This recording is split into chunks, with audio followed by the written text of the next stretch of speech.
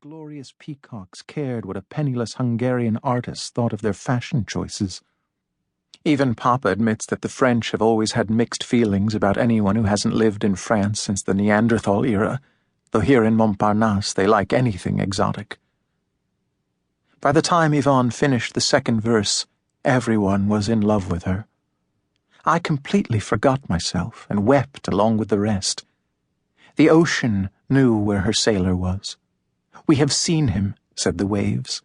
"He is sleeping with us. You will never kiss his lips or feel the weight of his body again." Uncoiling from the knot into which the song had tied her, Yvonne stood and opened her arms. The audience exploded. She lit her cigarette, blew a long plume of smoke, and welcomed the crowd to her home, which she told them to think of as their home, a place where they could feel free to take off their trousers and spread their legs and relax. She said some other things in this vein, including some jokes that might have embarrassed Mama, though Papa would have taken them in the French good humor intended. I felt that Yvonne was laughing at us for having been so sad, even though she'd made us sad with her song about the sailor. The crowd was mostly regulars. I could tell they knew what was coming. The Chameleon's famous all-girl band struck up a jazzy fanfare, and a dozen men and women trotted on stage in skimpy sailor suits. What bizarre human pretzels they made, doing flips and back bends until their faces were staring forward from between their knees. Slithering over and under each other like a nest of snakes, they threw in plenty of crisp salutes and precision marching. A giantess in a Navy officer's uniform lifted a tiny Asian girl in an orange kimono who sat cross-legged like the Buddha, cupped in the giant's hands, and sang a lilting melody about first love and cherry blossoms. When the show ended, the dancers strolled among us, their sailor hats upturned. "I thought a million times about the sacrifices you are making. But didn't you raise me to believe that everyone should be paid for their labor?" I dropped a few coins into the cap of a sailorette who gave me a saucy smile. When she turned and winked over her shoulder, I wondered if the sailorette might be a sailor. The band was playing swing tunes. A few couples started dancing, men with men, women with women in monocles and mustaches.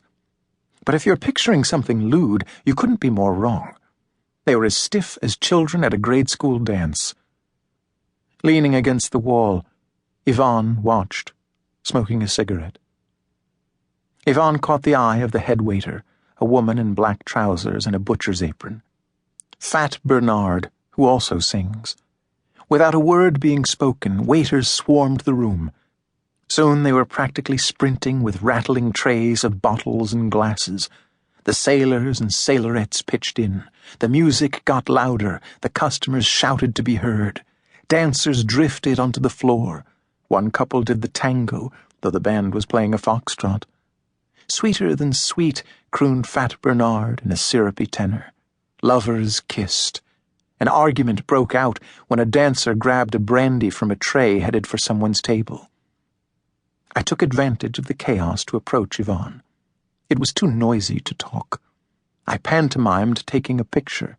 I shouted, "I want to take your picture!" At first she couldn't hear me, but her expression changed when she realized that I was speaking Hungarian. "You know how we love our language, how those Asiatic vowels whisk us back to the powdered heaven where our mama sang us to sleep. Ask us anything in our mother tongue, and we will say yes."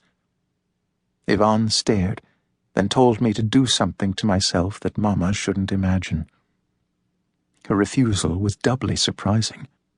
From my letters you must have concluded that Parisians like having their pictures taken, especially French girls. "Why not?" I yelled over the music. My voice squeaked like a boy's. Yvonne grabbed my elbow and dragged me over to a door she unlocked with a key that clanked from her spangled belt. "Don't worry, you can read on. I swear, my only desire was to photograph Yvonne and her clientele. It was entirely about my art. The basis of your faith in me and your generous stipend, the tuition you are paying to